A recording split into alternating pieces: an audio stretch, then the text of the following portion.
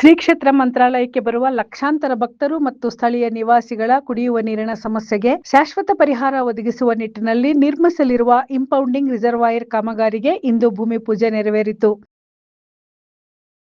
ಮಂತ್ರಾಲಯದ ಪೀಠಾಧಿಪತಿ ಪರಮಪೂಜ್ಯ ಶ್ರೀ ಸುಬುಧೇಂದ್ರ ತೀರ್ಥ ಸ್ವಾಮೀಜಿರವರ ದಿವ್ಯ ಸಾನ್ನಿಧ್ಯದಲ್ಲಿ ಈ ಪೂಜಾ ಕಾರ್ಯಕ್ರಮ ನಡೆಯಿತು.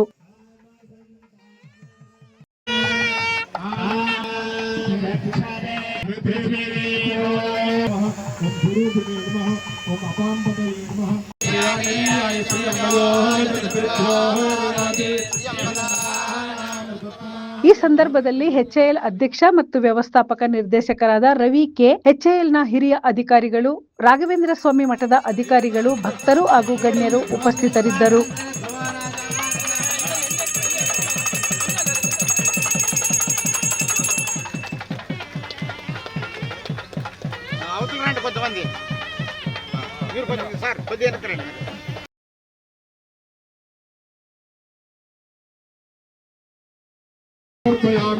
पुष्पैः पूजयामि भूमराः स्वामिने नमः पुष्पैः पूजयामि ओम केशवाय नमः ओम नारायणाय नमः ओम माधवाय नमः ओम गोविंदाय नमः ओम विष्णवे नमः ओम मधुसूदनाय नमः ओम श्रीधराय नमः ओम वामनाय नमः ओम श्रीधराय नमः ओम ऋषिकेशाय नमः ओम पद्मनाभाय नमः ओम दामोदराय नमः ओम संकर्षणाय नमः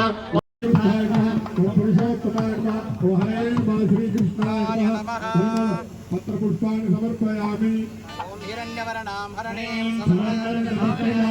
चन्द्रां हिरण्मयीं लक्ष्मीं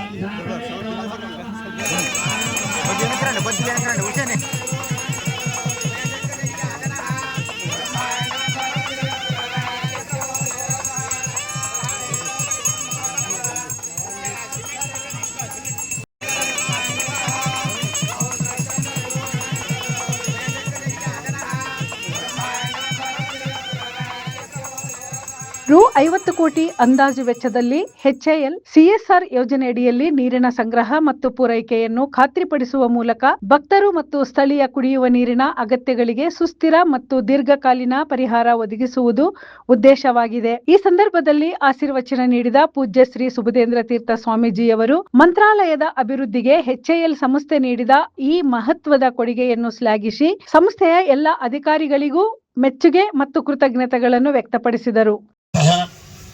ಶ್ರೀ ಕ್ಷೇತ್ರ ಮಂತ್ರಾಲಯ ಯುಗ ಯುಗಗಳ ಒಂದು ಇತಿಹಾಸವನ್ನು ಹೊಂದಿರತಕ್ಕಂತಹ ಕ್ಷೇತ್ರ ಮಂತ್ರಾಲಯ ಕ್ಷೇತ್ರ.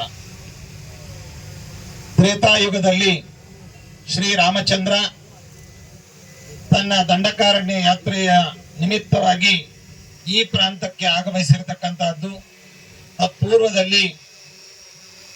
ಪೂರ್ವದ ಯುಗದಲ್ಲಿ ಭಕ್ತ ಪ್ರಹ್ಲಾದರಾಜರು ಯಜ್ಞವನ್ನು ಮಾಡಿದಂತಹ ಸ್ಥಳ.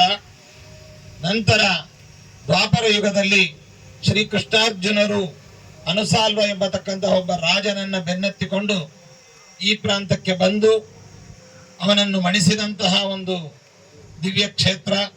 ಶುಭ ಮುಹೂರ್ತದಲ್ಲಿ ಭಗವಂತನನ್ನ, ವಾಯುದೇವರನ್ನ, ವರುಣಾದಿ ದೇವತೆಗಳನ್ನ, ಅದೇ ರೀತಿಯಾಗಿ ಸಮಸ್ತ ಗುರುಗಳನ್ನ ಸ್ಮರಿಸಿ ಇವತ್ತು ಭೂಮಿ ಪೂಜೆಯನ್ನು ಮಾಡಿದ್ದೇವೆ. Well beginning is of success ಅಂತ ಹೇಳಿದಂತೆ ಶುಭ ಮುಹೂರ್ತದಲ್ಲಿ ಪ್ರಾರಂಭಿಸಿದಂತಹ ಸತ್ಸಂಕಲ್ಪ ಅಂದೇ ಅದು ಅರ್ಧ ಪರಿಪೂರ್ಣವಾಗ್ತದೆ ಎಂಬುದಾಗಿ ತಜ್ಞರು ಹೇಳಿದರು. ವರದಿ ಸಿದ್ದು, ವಿಸ್ಮಯ ನ್ಯೂಸ್ ಕನ್ನಡ, ಮಂತ್ರಾಲಯ.